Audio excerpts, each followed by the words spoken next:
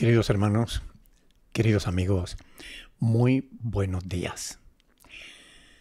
Hoy meditamos en Hechos de los Apóstoles, capítulo 5, versículos del 1 al 11, donde dice la palabra del Señor: pero cierto hombre llamado Ananías, con Safira su mujer, vendió una heredad y sustrajo del precio, sabiéndolo también su mujer.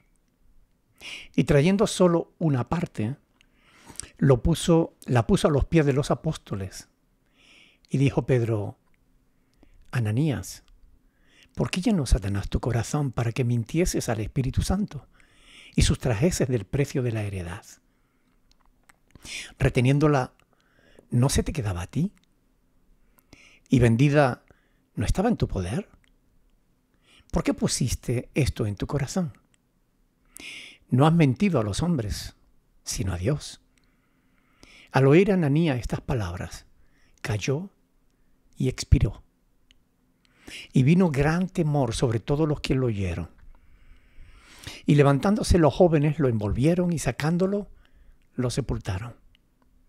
Pasado un lapso como de 3 horas, sucedió que entró su mujer, no sabiendo lo que había acontecido. Entonces Pedro le dijo: dime, ¿vendisteis en tanto la heredad? Y ella le dijo: sí, en tanto. Y Pedro le dijo: ¿por qué convinisteis en tentar al Espíritu del Señor? Y aquí a la puerta los pies de los que han sepultado a tu marido, y te sacarán a ti. Al instante ella cayó a los pies de él y expiró.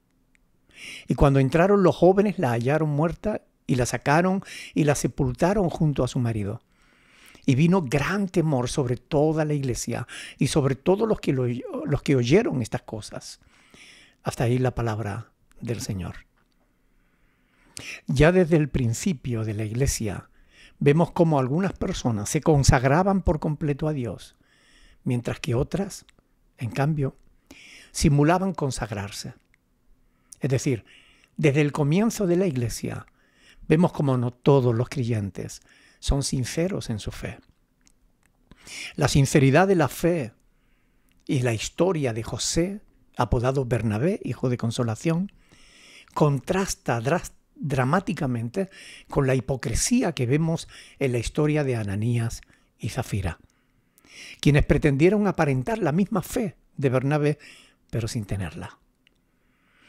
Este acontecimiento que nos relata Lucas es una clara evidencia de la autoridad histórica del libro de los Hechos de los Apóstoles. Lucas no estaba escribiendo un relato idealizado de la iglesia, sino un relato real.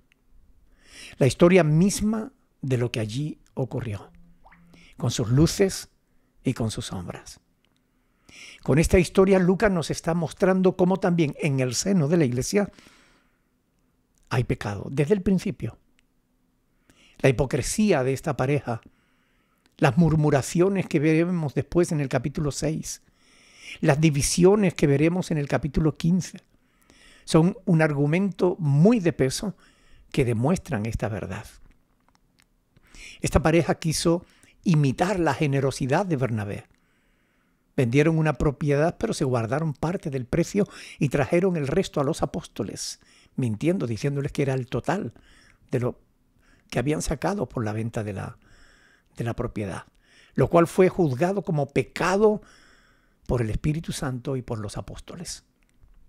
El pecado de estos hipócritas no fue quedarse con parte de la venta. Podían habérselo quedado todo si hubieran querido. El pecado de ellos fue mentir para intentar quedar como espirituales cuando en realidad no lo eran, cuando en verdad eran codiciosos.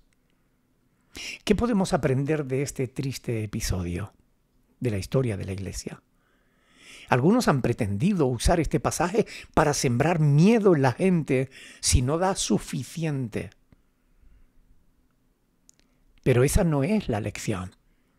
Aquí no se está hablando de diezmo, ni de primicias, ni de pactos, ni de compromisos de fe. De lo que aquí se habla es de generosidad sincera.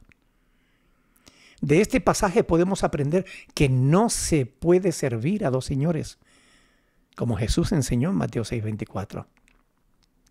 que Dios no acepta la hipocresía religiosa, como vemos en Marcos capítulo 7, desde el versículo 1 hasta el versículo 9.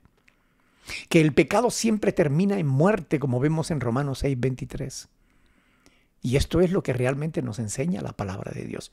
Queridos hermanos y amigos, el juicio de Dios sobre Ananías y Zafira produjo un gran temor entre los creyentes, logrando que se dieran cuenta con cuánta seriedad castiga Dios el pecado de la hipocresía.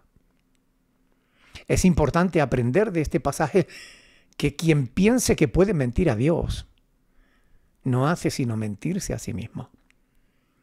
Quiera Dios que aprendamos de la Escritura y seamos inteligentes, dejando la hipocresía a un lado y siendo sinceros delante de Dios y de los hermanos en la fe. Porque esa es la voluntad de Dios para nuestras vidas. Que el Señor nos ayude a aprender de su palabra y a ponerla por obra. Dios los bendiga, queridos hermanos.